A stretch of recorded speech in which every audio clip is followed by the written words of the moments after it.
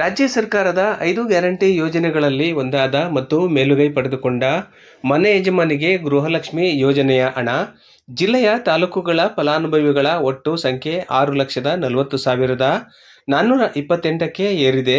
ಫಲಾನುಭವಿಗಳಿಗೆ ಏಪ್ರಿಲ್ ಮತ್ತು ಮೇ ತಿಂಗಳವರೆಗೆ ಸಂದಾಯವಾಗಿರುವ ಅಂದಾಜು ಮೊತ್ತ 2,400 ಕೋಟಿಗೂ ಅಧಿಕವಾಗಿದೆ ಎಂದು ಮಹಿಳಾ ಮತ್ತು ಮಕ್ಕಳ ಅಭಿವೃದ್ಧಿ ಇಲಾಖೆ ಉಪನಿರ್ದೇಶಕ ಚೇತನ್ ಕುಮಾರ್ ಅವರು ತಮ್ಮ ಕಚೇರಿಯಲ್ಲಿ ಮಾಧ್ಯಮದವರಿಗೆ ಮಾಹಿತಿ ನೀಡಿದರು.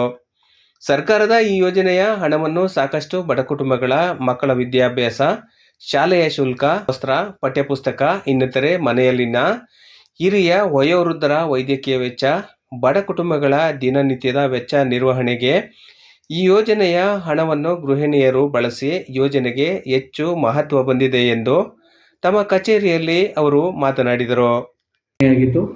ಈಗಾಗಲೇ ಯಶಸ್ವಿಯಾಗಿ ನಾವು ಆಗಸ್ಟ್ 2024ರಿಂದ ಇಲ್ಲಿವರೆಗೂ ಕೂಡ ನಾವು ಯಶಸ್ವಿಯಾಗಿ ಎಲ್ಲ ಫಲಾನುಭವಿಗಳಿಗೂ ಕೂಡ DBT ಮುಖಾಂತರ ಹಣವನ್ನು 2,000ವನ್ನು ಮನೆ ಯಜಮಾನಿಯರಿಗೆ ಕೊಡುವಂಥದ್ದನ್ನು ಮಾಡ್ಕೊಂಡ್ಬಂದಿದ್ದೀವಿ. ಈಗ ಅಟ್ ಪ್ರೆಸೆಂಟ್ ನಾವು 2025ರಲ್ಲಿ ಈಗಾಗಲೇ ಏಪ್ರಿಲ್ ತಿಂಗಳ ಏನು ಗೃಹಲಕ್ಷ್ಮಿಯರಿದ್ದಾರೆ ಅವರಿಗೆ ಹಣವನ್ನು ಪಾವತಿಯನ್ನು ಮಾಡಿದ್ದೇವೆ. ಈ ಮೇ ತಿಂಗಳದು ಈಗಾಗಲೇ ನಾವು ಟೆಜ್ಗೆ ಸಬ್ಮಿಟ್ ಮಾಡಿದ್ದೇವೆ. ಸಂಬಂಧಪಟ್ಟಂತಹ ಫಲಾನುಭವಿಗಳಿಗೆ ಇನ್ನೊಂದು ವಾರದಲ್ಲಿ ಈ ಒಂದು ಹಣ ಅವರ ಖಾತೆಗೆ ಸೇರ್ತಾ ಇದೆ. ಸೊ ಇದೊಂದು ಯೋಜನೆಯಲ್ಲಿ ಹಲವಾರು ರೀತಿಯಲ್ಲಿ ಒಂದು ಅನುಕೂಲವನ್ನು ನಮ್ಮ ಗೃಹಲಕ್ಷ್ಮಿಯರು ಪಡ್ಕೊತಾ ಇದ್ದಾರೆ. ಈಗ ತಮಗೆಲ್ಲ ಗೊತ್ತಿರ್ಬೋದು, ಈಗೆಲ್ಲ ಶಾಲೆಗಳೆಲ್ಲ ಪ್ರಾರಂಭ ಆಗ್ತಾ ಇದೆ. ಈ ಶಾಲೆಗಳಿಗೆ ಸಣ್ಣ ಪುಟ್ಟ ಫೀಸ್ ಕಟ್ಟುವಂತಹ ಒಂದು ದುಡ್ಡನ್ನು ಉಪಯೋಗಿಸ್ಕೊಳ್ತಾ ಇದ್ದಾರೆ.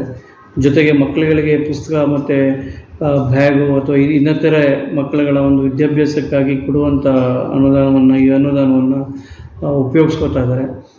ಜೊತೆಗೆ ಈ ಒಂದು ಏನು ಗೃಹಲಕ್ಷ್ಮಿ ಯೋಜನೆಯಡಿ ಬರ್ತಾ ಇದೆ ಹಣ, ಅದರಲ್ಲಿ ಕೆಲವರು ವಯಸ್ಸಾದಂಥ ವೃದ್ಧರು ಕೂಡ ಅವರಿಗೆ ಬೇಕಾಗುವಂತಹ ಔಷಧೋಪಚಾರಗಳನ್ನು ನೋಡ್ಕೊತಾ ಇದ್ದಾರೆ.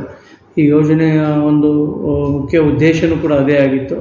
ಹಾಗಾಗಿ ಈ ಒಂದು ಗೃಹಲಕ್ಷ್ಮಿ ಯೋಜನೆಯನ್ನು ಗೃಹಲಕ್ಷ್ಮಿಯರು ಒಂದು ಅರ್ಥಪೂರ್ಣವಾಗಿ ಈ ಒಂದು ಅನುದಾನವನ್ನು ಉಪಯೋಗಿಸ್ಕೊತಾ ಇದ್ದಾರೆ ಅಂತ ಹೇಳೋದಕ್ಕೆ ಆಶೆ.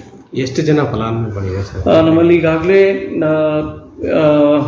6,16,928 ಫಲಾನುಭವಿಗಳು ನಮ್ಮ ಜಿಲ್ಲೆಯಲ್ಲಿ ಈ ಒಂದು ಸೌಲಭ್ಯವನ್ನು ಪಡ್ಕೊತಾ ಇದ್ದಾರೆ. Thank you.